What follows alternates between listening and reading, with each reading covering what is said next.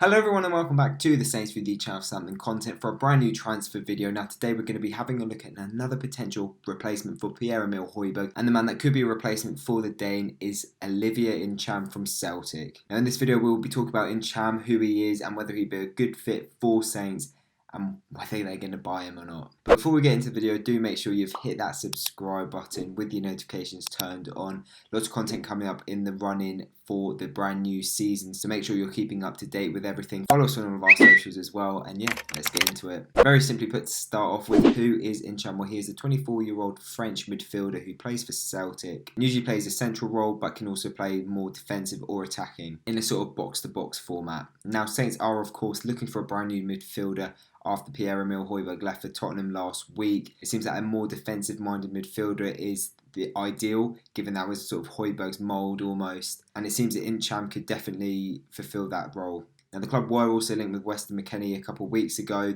They still are. There are still reports coming up, but it seems that it's a bit less likely that the Schalke player will come to Southampton this summer, so it just means we need to be looking at someone else. Now, of course, Saints have Olivier Romeu, who finished the season very, very strongly, replacing Hojbjerg after it was very clear that he was going to be leaving. However, I've said this before, I'll say it again, I just don't think Oriol is the right man to replace Hojbjerg. I think we need to be looking at someone brand new. I just think he's just too negative sometimes.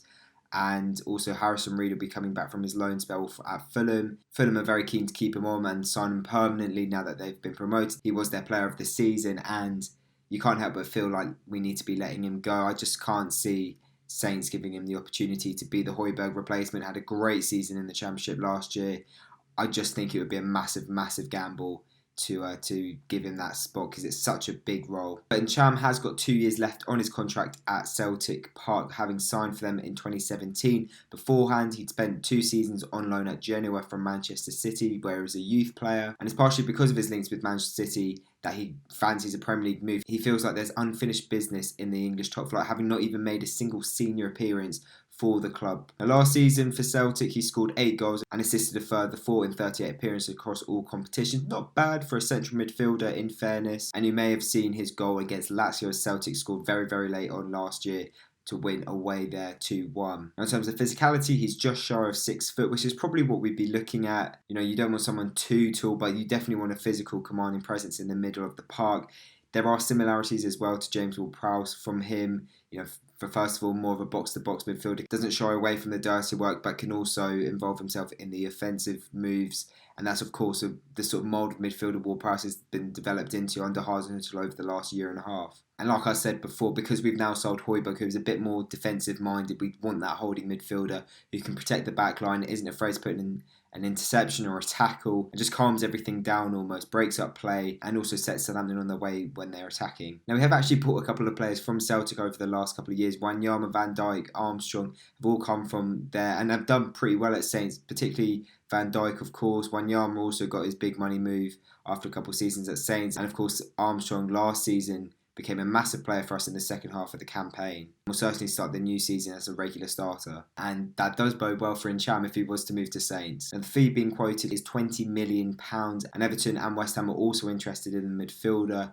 And simply put, it needs to be done quickly if it's going to be done at all. The brand new season starts in less than 4 weeks now. We need to get that new player involved, integrated, because it's a big, big role, that midfield spot. Regardless of what you think about Hojbjerg, a big hole has been left there. Of course, he's replaceable, we know that, but it needs to be filled. It needs to be filled well. In terms of my opinions on the move, personally, I think there are better options out there. But if he is to sign, then I do think we could have done worse. Certainly, £20 million. I think that's probably a bit excessive, a bit of an inflated figure.